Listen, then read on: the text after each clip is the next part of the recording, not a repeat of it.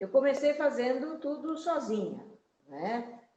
Gravando no celular antigo, porque eu não tinha um microfone bom, a placa de som do meu notebook era muito fraquinha, e eu achei, não, vou fazer aqui no celular. Então, eu fazia a gravação, aí subia na nuvem, aí baixava, aí editava, punha a musiquinha, enfim.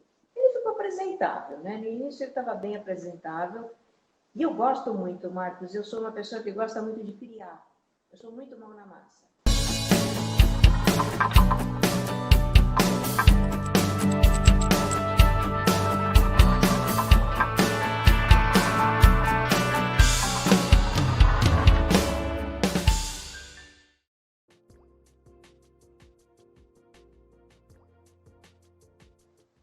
Boa noite.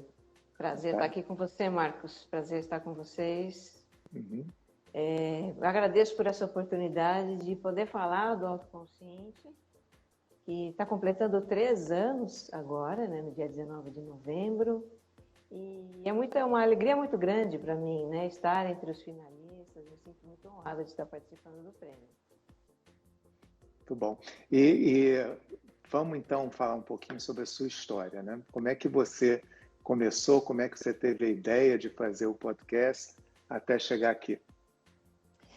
Então, originalmente, eu iniciei minha carreira como jornalista, tá? Só para dar um background, né? Um pano de fundo. E a partir de 2001, eu comecei a me reinventar continuamente. Mas para encurtar a história, né? Em 2016, eu comecei a trabalhar no meu projeto de facilitar um curso de autogerenciamento com base em mindfulness. Mindfulness é uma abordagem de meditação. E isso era muito novo em 2016, isso ainda não era tão difundido. E eu ralei um pouco nas ostras, viu, Marcos, para divulgar o curso, porque era algo novo. Tanto para mim, eu tinha acabado de fazer minha formação, quanto para o público em geral. Então, eu tinha um site, eu comecei a usar os recursos. Olha, eu nem sei como foi que eu fui virando os cursos um atrás do outro, pequenininhos, uns maiores. Mas em julho de 2017, então um ano e meio depois de ralar bastante, né, para divulgar meus cursos, eu fui convidada a participar do podcast Mamilos, da Juliana Valauer e da Cris Vargas. E elas foram minhas alunas e curtiram muito o curso, Mindfulness, então elas me chamaram. Então eu tive minha primeira experiência, antes mesmo de ouvir um podcast, eu falei num podcast, foi curioso isso, né? E assim, a repercussão foi tão grande depois do programa, né? Eu sei que começou a aparecer tanto aluno, eu falei, nossa, gente, essa coisa de podcast é muito legal, né? Porque eu vi assim que o podcast dá uma credibilidade, além de visibilidade, dá credibilidade, né? Então eu considerei fazer o meu próprio podcast e assim fiz. Como eu tinha, né, formação em jornalismo, então isso não era tão estranho para mim, né? E em novembro de 2017, então eu subi o meu primeiro episódio, na época na SoundCloud, né? SoundCloud é um serviço, é uma plataforma de playlists. Mas eu pus lá o meu podcast e divulguei para os meus alunos, e quando tinha lá algumas execuções, era uma coisa bem modesta, eu fui incubando ele lá, sabe? Quando foi lá pelo 12º episódio, eu via que ele não progredia, né? Ele estava ali num patamar que ele não saía daquilo. Eu falei, puxa, eu preciso, né, difundir mais. Então eu descobri, eu fui atrás de informação sobre podcasts, eu comecei a estudar, entrei para um grupo de podcasters no Facebook, então eu descobri como é que a gente difunde podcasts, né? E eu comecei a hospedar o podcast, eu transferi o autoconsciente para uma plataforma que aí fazia a distribuição para as outras plataformas de streaming, Spotify, Apple Podcast. Comecei a ver o podcast crescendo, devagarinho ele foi crescendo. assim, foi crescendo, né?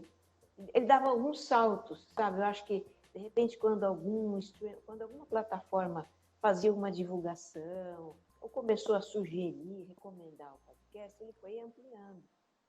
E aí, um marco importante nessa história foi ter sido convidada, isso foi em 2019, né? Portanto, quase 2 anos depois, ter sido convidada para fazer parte da rede B9, que é a rede do Braincast, do podcast Mamilos, que também esteve concorrendo. E aí ele realmente teve um boom, né? Então, foi assim que eu comecei. Cada episódio que eu fazia, né, eu ficava mais entusiasmada. Os retornos me estimularam bastante também. E foi indo, Marcos, foi indo. Hoje eu nem acredito, né, com a repercussão que ele tem e realmente o fato de ser um dos mais escutados do Brasil nessa área dele, da saúde mental, do autoconhecimento, o maior que existe, né? Então, eu fico muito feliz. Muito interessante até essa história do Mamilos, porque eu sou empresário há muito tempo, né? E quando eu comecei a minha primeira empresa sozinho, foi assim também. Eu fui convidado para dar uma palestra num congresso e era uma época que não existiam congressos, né, assim, segmentados. Aí eu fui lá e pensei, pô, mas eu podia fazer uma coisa dessa. Aí comecei a fazer e fiz uma empresa grande a partir daí. Então foi parecido, né? E agora, muito interessante. E aí você tem hoje um posicionamento forte, né? Você aparece frequentemente na lista dos 10 podcasts mais vistos, né? Então, você está fazendo alguma coisa muito boa aí. E dentro de uma área, uma especialização, que é uma especialização que não é tão, vamos dizer, tão simples, né? Você precisa de uma especialização, um conhecimento maior para fazer. Mindfulness, é isso? Assim que você define? Isso. O mindfulness, ele é, digamos assim, a espinha dorsal do trabalho que eu faço, porque ele é, digamos assim, ele é que dá a ferramenta para você trabalhar a autoconsciência. Marcos apareceu aqui para mim, me derrubou aqui. Não tem problema. A gente tem. É assim mesmo, acontece às vezes. Agora, legal são os comentários, todo mundo com paciência, todo mundo falando bem, todo mundo dizendo que vai dormir te ouvindo. Então, isso que é o mais importante, né? Então, a gente vai depois fazer edição, depois a gente corta aí as paradas, não tem problema nenhum, fica tranquilo, tá? E então a gente está falando sobre o mindfulness. Na verdade, eu li aqui um pouquinho. O seu conteúdo é um tripé, né? É o mindfulness, a neurociência e filosofia, né? Então, quer dizer, tem muito conteúdo importante, interessante aí. Como é que você gera o seu conteúdo? O mindfulness, a filosofia e a neurociência são o tripé do meu programa. E no autoconsciente eu expando isso um pouco mais, porque aí eu falo até mais de psicologia. Enfim, eu vou trazendo um universo temático que gravita em torno dessa questão da autoconsciência. Então, eu vou até um pouco além daquilo que eu falo nos meus cursos, por exemplo. Tá? Meus cursos são mais focados na prática, quer dizer, como é que você trabalha, como é que você adquire essa habilidade de autoconsciência. E o autoconsciente, ele é até um complemento do curso. Inicialmente, eu pensei num podcast que pudesse, como eu costumo dizer para os meus alunos, manter a chama acesa, manter a chama viva, né? A vontade de praticar, de se aprofundar no autoconhecimento e tudo mais. E também, claro, o autoconsciente ele é uma forma de difundir, de divulgar o trabalho que eu faço. Mas a temática dele vai bem além desse critério, tá? No começo, o autoconsciente, eu tinha um planejamento, eu tinha ali uma lista de temas que eu gostaria de tratar, que eu via que eram mais imediatamente ligados ao meu curso. Mas o que acontece, né, quando um podcast, um trabalho começa, né, ele começa a ter vida própria. E aí as pessoas passaram a sugerir, as pessoas passaram a compartilhar histórias, me mandar e-mails, perguntas. Então, dessa interação com o público, foram surgindo ideias de outros temas, né? Então, eu acho que assim, uma coisa que, no momento em que eu percebi que esse era o caminho, é realmente manter uma interação com o público, permitir que as pessoas também pudessem colocar seus testemunhos, contar suas histórias. Foi aí que o autoconsciente realmente eu encontrei um caminho para dar uma sustentação e criar esse engajamento, essa participação tão efetiva do público no podcast. Porque eu costumo dizer, vocês fazem podcast comigo. Não são apenas as minhas histórias, mas são as histórias das pessoas, não é? São as suas dificuldades e também são as suas conquistas, são as suas descobertas. Então, realmente, o público faz o autoconsciente comigo, né? Muito legal. Isso é algo que eu acho assim, que é maravilhoso, né? Eu não imaginava que seria assim, mas como eu te disse, ele foi ganhando vida própria. Não, dá para perceber, a gente percebe que existe uma conexão diferente do seu público na própria votação do IBEST, porque a gente viu uma série de outros podcasts que tem eventualmente uma audiência até maior, mas não tem o desejo dos seus ouvintes de querer trazer para cima como querem com você, o querer bem que eles querem você, né? Eles querem que você ganhe o prêmio, né? Porque de uma certa forma talvez eles se sintam participativos, né? Mas a gente consegue ver essa diferença aí na relação, né? E você está competindo na final com dois grandes podcasts muito conhecidos, né? O Nerdcast, que já há muito tempo é líder, um dos líderes, e o Flow, que se firmou também como um excepcional podcast, né? Então, uma competição difícil, né? Assim, com três excelentes. Mas, então, me fala sobre como é que é a equipe hoje. Hoje a Regina faz tudo sozinha ou tem gente ajudando? Tem gente ajudando. Bom, eu comecei fazendo tudo sozinha, né? Eu vou pedir só para tentar aumentar um pouquinho a voz, porque como fica flutuando, às vezes fica muito baixo. Se conseguir aumentar um pouquinho a voz, é bom. Então, deixa eu levantar aqui o som. Eu comecei fazendo tudo sozinha, né? Gravando no celular antigo, porque eu não tinha um microfone bom, a placa de som do meu notebook era muito fraquinha, e eu achei, não, vou fazer aqui no celular. Então, eu fazia a gravação, aí subia na nuvem, aí baixava, aí editava, punha a musiquinha, enfim. Ele ficou apresentável, né? No início ele estava bem apresentável. E eu gosto muito, Marcos, eu sou uma pessoa que gosta muito de criar. Eu sou muito mão na massa. Então, assim, eu faço, trabalhoso, mas é algo que me gratifica muito, né? O momento em que eu subo, em que eu publico, porque eu continuo publicando, eu que boto lá no Simplecast. Nossa, eu me sinto realizado, porque, gente, mais um.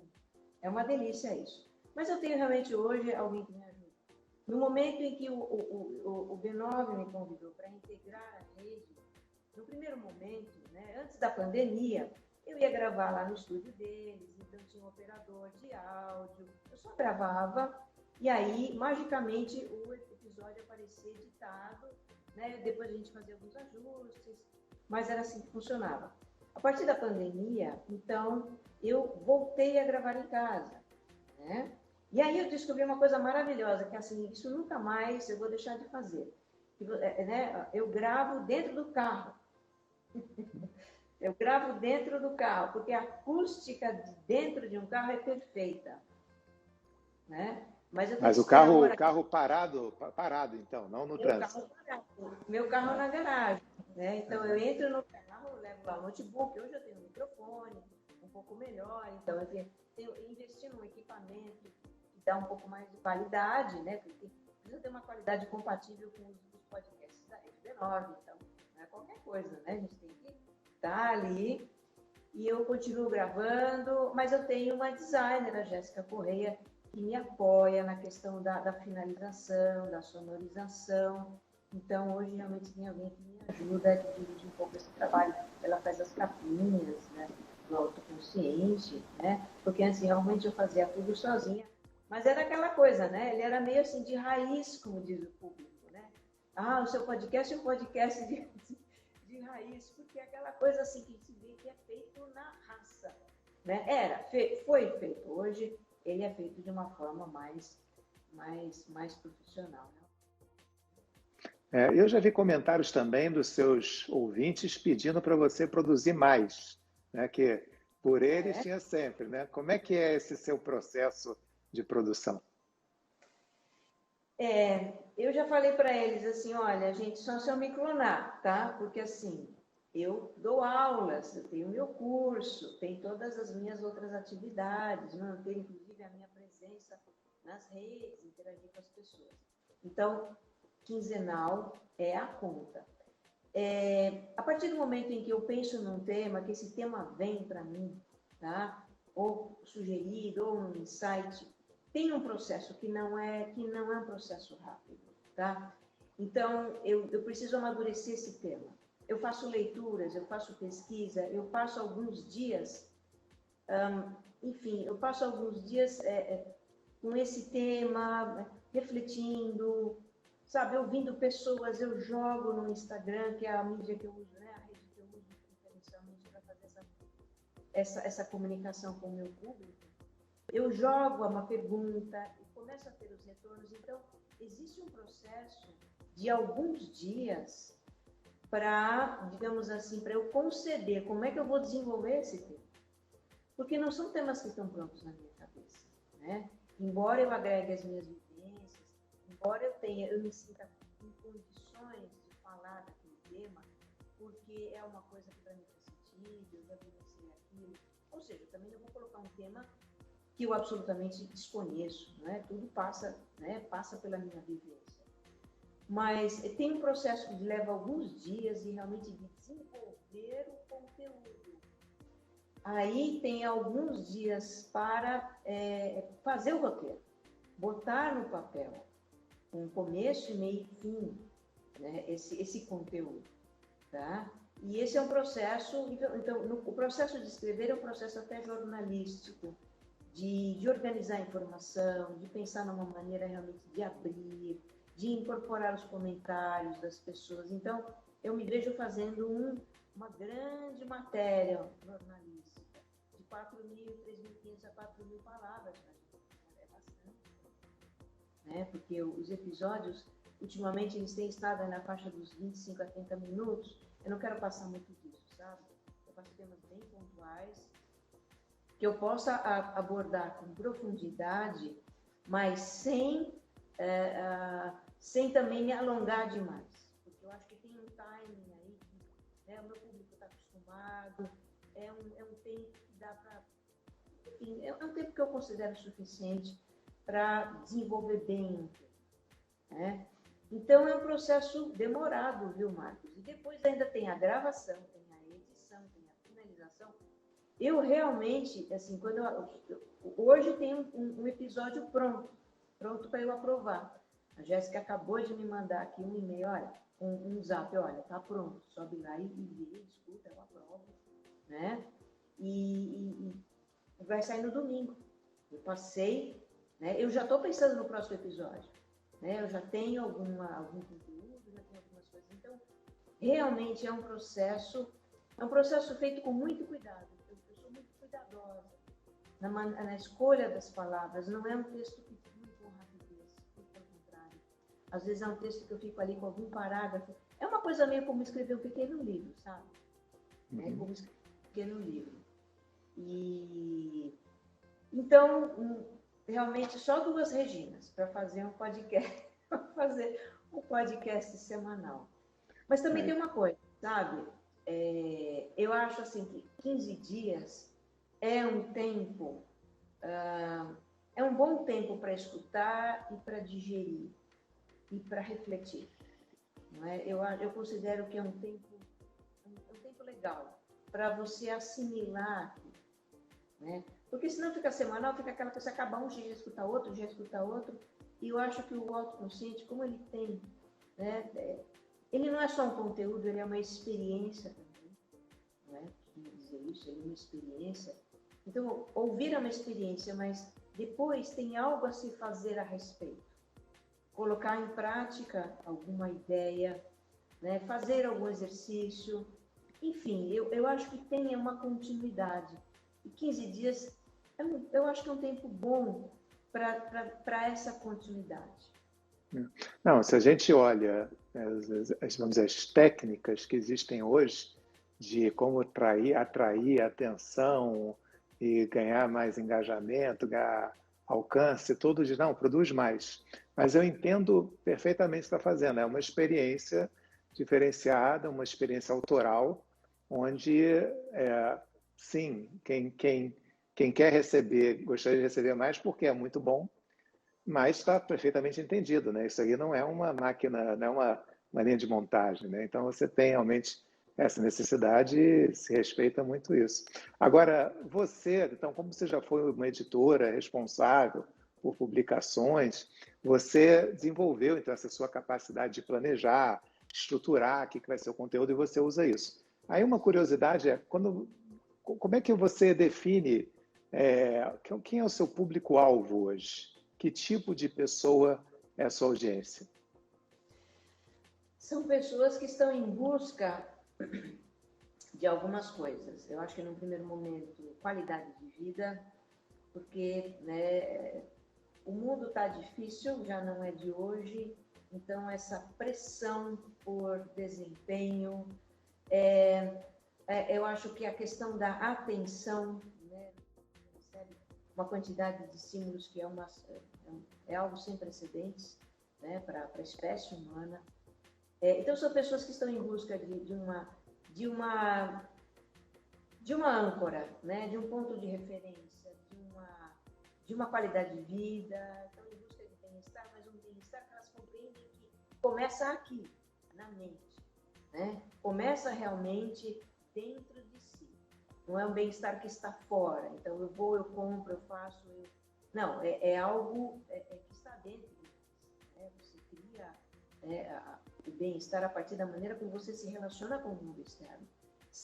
E com isso você não fica dependente que o mundo externo te traga bem-estar. É claro que é muito bom quando a gente tem, né, coisas boas acontecem, a gente tem experiências agradáveis, mas, na verdade, o verdadeiro bem-estar é aquele que a gente cria com as nossas atitudes, com a nossa atitude mental, né, sabendo se gerenciar, sabendo lidar com tudo que acontece na nossa vida. Então, eu acho que é um público que tem, digamos, essa característica. E aí você vai encontrar esse público, eu vejo aqui, né, majoritariamente um público, digamos assim, um público jovem, na faixa aí dos 25 aos 35, 45 anos, tá? Que é o público mais economicamente ativo, é o público que está se casando, que está realizando, que está construindo, que tem filhos pequenos, portanto, tem demandas, né, realmente muito puxadas. Tem crescido a penetração do autoconsciente no público mais jovem, a partir dos 18 anos, e eu também tenho bastante ouvintes nas faixas etárias, né, mais maduras, então também tenho pessoas assim, mais sênior, né, como eu, escutando, tá? Mas eu diria assim, que a pessoa é aquele público, são homens e mulheres, principalmente mulheres, mas bastante homens também, economicamente ativos, estão no mercado de trabalho, estão construindo a sua vida, estão realmente na busca da ascensão profissional, e tem muitas demandas, e como é que lida com isso tudo? Né? Então, eles vão em busca de recursos para se gerenciar, né? E para lidar também com tudo aquilo que hoje acontece, com os índices de ansiedade. Né? A ansiedade está muito alta, a gente tem realmente a saúde mental, né, é muito prejudicada com tudo isso que acontece hoje, com essa grande incerteza do mundo atual, ainda mais com a pandemia. A incerteza já vinha sendo uma preocupação, digamos assim, de uns 10 anos para cá, que é uma decorrência do mundo que a gente vive, de muitas mudanças, um mundo de muita velocidade, um mundo muito dinâmico, e altamente interconectado. Então nós temos um grau de dependência, digamos assim, de coisas que acontecem do outro lado do globo, não é? Isso traz uma percepção de incerteza. E essa incerteza aumentou hoje em função da pandemia, em função de tudo que está acontecendo. Então, isso realmente leva as pessoas a buscar recursos para lidar com essa realidade tão complexa. Perfeito. Pandemia é uma pergunta, né? A pandemia, imagino que tenha aumentado bastante o número de pessoas interessadas no seu conteúdo, né? Uma vez que as pessoas começam a olhar para vários outros ângulos da vida, inclusive para dentro. E eu queria perguntar duas perguntas. Uma é, o que mudou, pensando de um ano para cá, né, no tipo de conteúdo que você dá para poder atender essa necessidade que foi criada pela pandemia? Essa é a primeira. Vamos nessa primeira pergunta, depois eu faço a outra. Veja, o autoconsciente, é claro que ele está... porque a pandemia é algo que impacta tanto, né, a nossa vida, né, a nossa saúde mental. O que aconteceu, que mudou com a pandemia, é que realmente eu passei a incorporar temas mais atuais, né? Então, eu tive, assim, uma sequência de temas logo no início, a partir de março, eu tive uma sequência de 6 ou 7 temas em que realmente todos eles refletiam situações vividas em decorrência da pandemia. Então, realmente, eu trouxe mais uma coisa mais atual, mais um momento presente para o podcast. De repente, deu aquela estabilizada. Em agosto, julho, agosto, deu aquela estabilizada. Eu voltei um pouco para as questões, bom, vamos continuar investigando a nossa psique, vamos continuar o movimento de entender. Agora já estou voltando de novo, né? Porque enfim, a gente está tendo aí um repique, ou uma segunda onda, o que quer que seja, mas uma mudança de ano, um final de ano, um ano extremamente desgastante para todo mundo. Então, eu volto agora, nesse episódio do domingo, eu volto a falar um pouquinho de pandemia, nos próximos também, né? Então, realmente, o que eu acho que a pandemia trouxe foi um pouco existe uma certa urgência por abordar as questões que estão, né, enfim, pegando, né, que estão... E isso a gente incorporou e foi muito bom, né? Acho que realmente eu tive feedbacks que mostraram que, nossa, foi uma escolha acertada. Mas, na verdade, como o público participa, também não poderia ser diferente, né, Marcos? O próprio público pede, né? Então, pedem e eu vou lá né, dou meus pulinhos e compartilho com eles aquilo, né, que eles querem. Perfeito. O mundo, ele, assim, a segunda pergunta, então, sobre isso, né? O mundo, ele está com doença, né? Uma doença que é a pandemia, e isso faz com que as pessoas tenham maneiras diferentes de enxergar como é que é a relação com os outros, consigo mesmo, etc. Só que isso vai ficar algum tempo, né? Mesmo quando tem a vacina, ainda fica uma sequela. Mas deixa eu te perguntar uma coisa. Vamos imaginar daqui a 5 anos, 10 anos, vamos imaginar que 10 anos é tanto tempo hoje em dia, né? Mas daqui a alguns anos, onde você já não tenha mais, vamos dizer, a sequela imediata da pandemia. Eu acho que o homem, o ser humano, ele mudou esse ano. Ele começou a ter valores um pouco diferentes, a enxergar trabalho de uma forma diferente, família de uma forma diferente. O que você acha que vai mudar, comparando o ano passado com daqui a 10 anos, por conta desse estalo aí que foi a pandemia? Eu vou te responder em 2 aspectos, tá? Acho que o aspecto pessoal e o aspecto coletivo, tá? No aspecto pessoal, realmente, vai muito ao encontro do que você falou. Então, as pessoas estão revendo valores, né? Revendo valores. De repente, as pessoas se pegaram, puxa vida, ficar semanas dentro de uma casa, quer dizer, um apartamento, uma casa... Onde que eu moro, né? Que espaço que eu tenho? Cadê o meu sol? Cadê a plantinha? Sabe, de repente certas coisas começaram a fazer falta, né? Espaço, um pouco mais de natureza. Eu conheço muita gente, eu moro no interior de São Paulo, moro em Vinhedo, fugi de São Paulo já em 2003. E eu vim em busca disso também, vim em busca de natureza, vim em busca de espaço, vim em busca de sol. E hoje eu vejo assim, várias pessoas fazendo esse movimento de se espalhar, de sair dos grandes centros, de ir para lugares um pouco mais até mais distantes do seu trabalho, porque para algumas pessoas é possível você fazer o trabalho remotamente, você fazer home office, todo mundo, mas para aqueles que de repente pararam e dizem, puxa vida, né, a relação com a casa, com o seu espaço doméstico, é algo que realmente começou a ser questionado. Então, eu vejo pessoas em busca, né, daquilo que é mais essencial,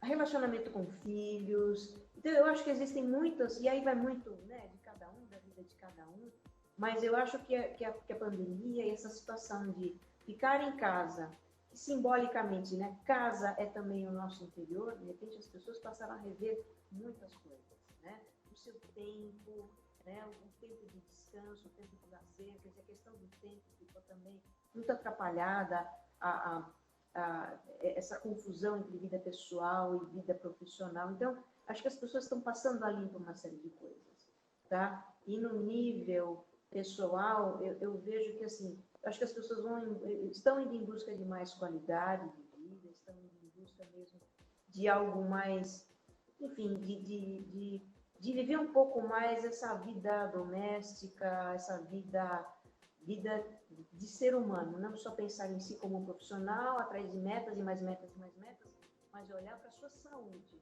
olhar para o seu bem-estar, olhar para as suas relações. Então, eu acho que, claro.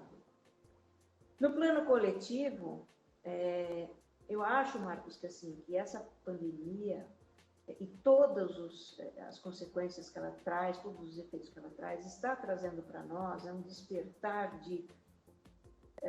da nossa interdependência. Né? Eu falei disso em alguns episódios, a questão da interdependência. Então, mais do que nunca, né, nós temos uma sociedade, né, a partir da Revolução Industrial, a gente começou a entrar mesmo num momento econômico, num estilo de vida, num projeto de humanidade baseado na produção, no consumo, no crescimento contínuo, que exauriu o planeta, não é? Então, a gente também está vendo essa questão ambiental hoje, está vindo com muita força, está vindo atrasado até, mas está vindo com muita força. Então, eu acho que, assim, esse é o momento em que as pessoas estão começando também a se dar conta, né, espera um pouco, para onde que a gente está indo, né? Quer dizer, a nossa economia, o nosso estilo de vida é tão frágil que um vírusinho minúsculo, microscópico, né, faz esse estrago na nossa vida. Que vida é essa que a gente criou, né? Onde está a nossa segurança? O estilo de vida que nós criamos é extremamente vulnerável a questões ambientais, enfim, a toda uma saúde do próprio planeta. Então, eu acho que isso está sendo também muito, está pesando bastante agora. E eu acho que nesse período de 5, 10 anos, eu sou uma pessoa muito otimista, né? E o que eu tenho visto, tenho lido, na minha percepção e dentro do meu desejo, do meu coração, né? Eu acho que nós precisamos ir para um projeto de humanidade mais solidário, que realmente compreenda a interdependência entre as pessoas e das pessoas com o planeta, com a natureza. Que a gente realmente possa ter um modelo de vida, um projeto de vida sustentável em todos os aspectos, né? No aspecto social, econômico, ambiental. Existem recursos para isso, existem ideias para isso. Então, eu já fiz um podcast que, assim, adorei fazer, que é Um Novo Caminho para a Nossa Vida, que eu falo ali do trabalho da Kate Howard, que é uma acadêmica de Oxford. Ela tem um modelo, ela muda completamente a lógica, e esse modelo começa a ganhar corpo, né? Então, essa é só apenas uma das ideias, eu acho que tem muitas outras coisas em gestação. Mas eu tenho, Marcos, a impressão de que nós estamos indo, enquanto coletividade, enquanto humanidade, nós estamos indo realmente para um outro patamar. Isso, claro, vai retroalimentar as nossas expectativas, as nossas aspirações enquanto pessoas, essa aspiração de levar uma vida, né, uma vida de mais qualidade, uma vida mais calma, uma vida mais em sintonia, né, com a gente e com o planeta. Não só trabalhar para pagar contas, mas viver de fato, né? Eu também sou otimista, né, e nesse sentido, fico torcendo para que a pandemia resulte, né, nesse estalo que possa levar, quem sabe, né, o ser humano para um estágio melhor, né? Vamos torcer. Tem duas perguntas aqui que ainda tenho que fazer. A primeira é uma curiosidade, essa pergunta em duas partes. Podcast é um bom negócio? E, junto com isso, como é que o autoconsciente hoje monetiza?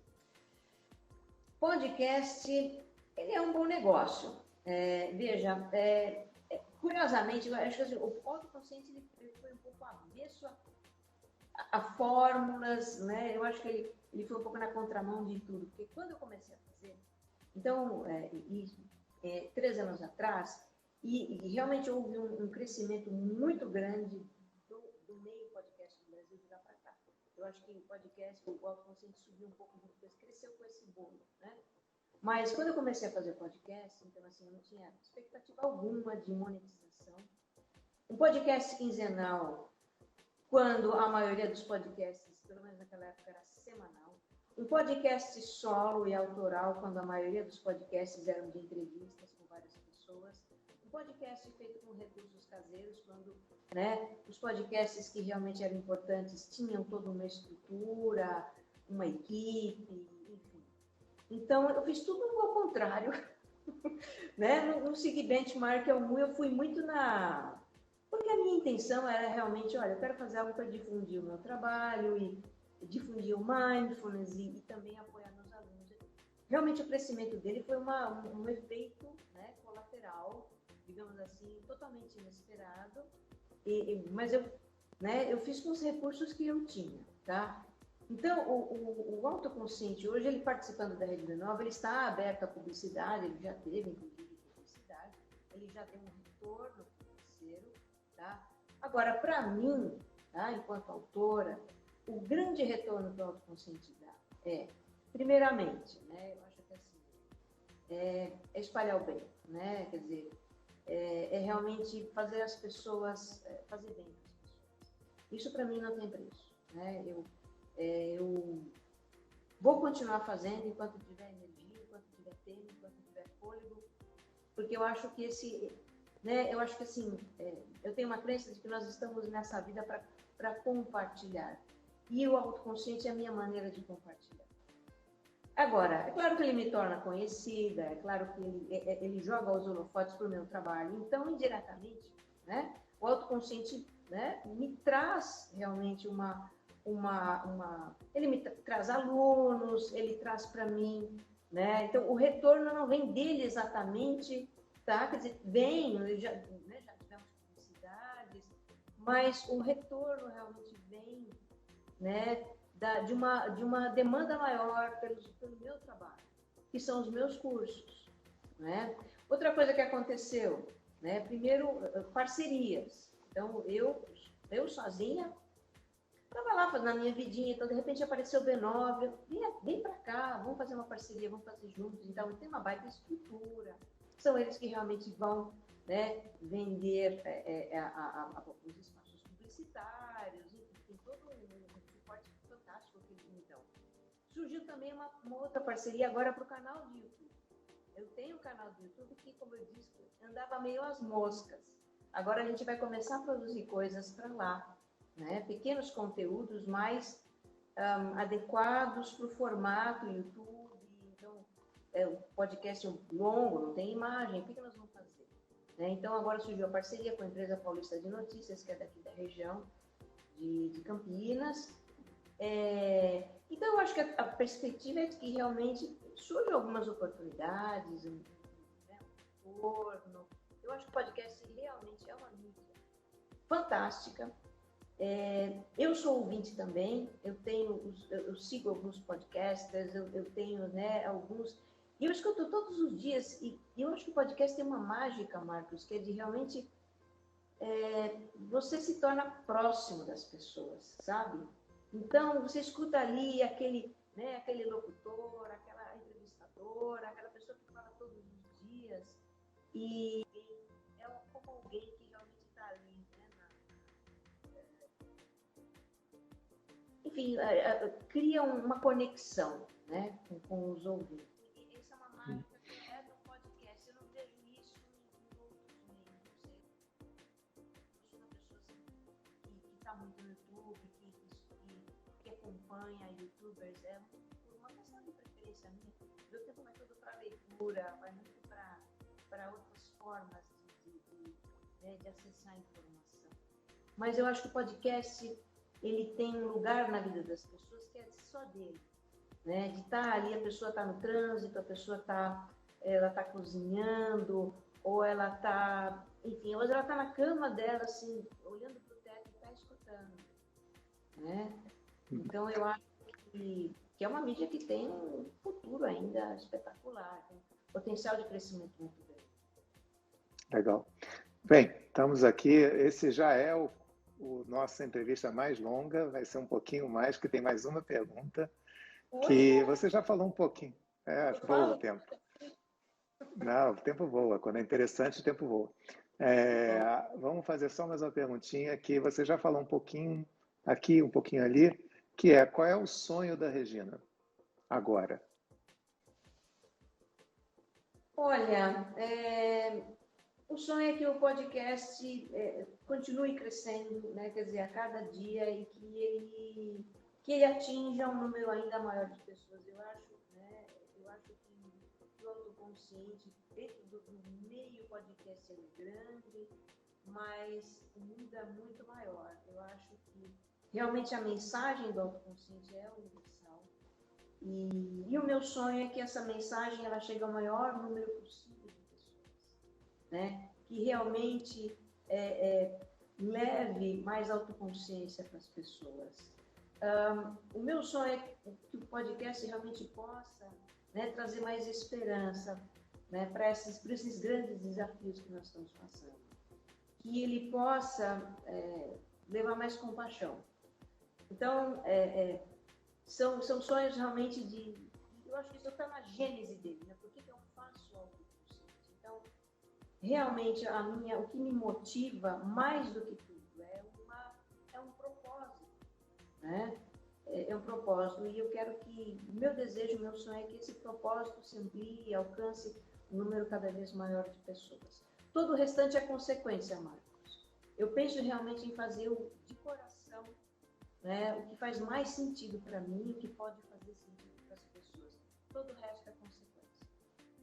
Eu tenho certeza que os seus ouvintes concordam com isso, por experiência própria de entender como é que é especial esse relacionamento com você. Regina, eu agradeço muito. Uma pena, várias pessoas falam que o som está indo voltando, mas acontece, peço desculpa para todo mundo, mas a internet às vezes dá essas coisas, né? Não é isso, Regina? Fico à disposição, Marcos, se você quiser também em outro momento, de repente retomar isso. Uhum. Não, tá ótimo, a gente vai ver se consegue agora, mas eu acho que deu para... Acho que todo mundo ficou se esforçando, conseguiu ouvir, conseguiu captar seu ponto. Eu agradeço muito, foi muito, muito legal ouvir, desejo muito boa sorte para quem está ouvindo, e depois isso aqui vai virar um capítulo de uma websérie que a gente está fazendo com os principais influenciadores do Brasil. O título desse capítulo vai ser Regina Gianetti, influenciando a história, que vai contar, isso aqui vai deixar em vídeo para todo mundo poder ouvir, consumir ao longo do tempo. Aí ter essa outra faceta aí sobre o que é a Regina. Então, muito obrigado. Boa noite para vocês. Um grande prazer. Até logo. Tchau. Tchau.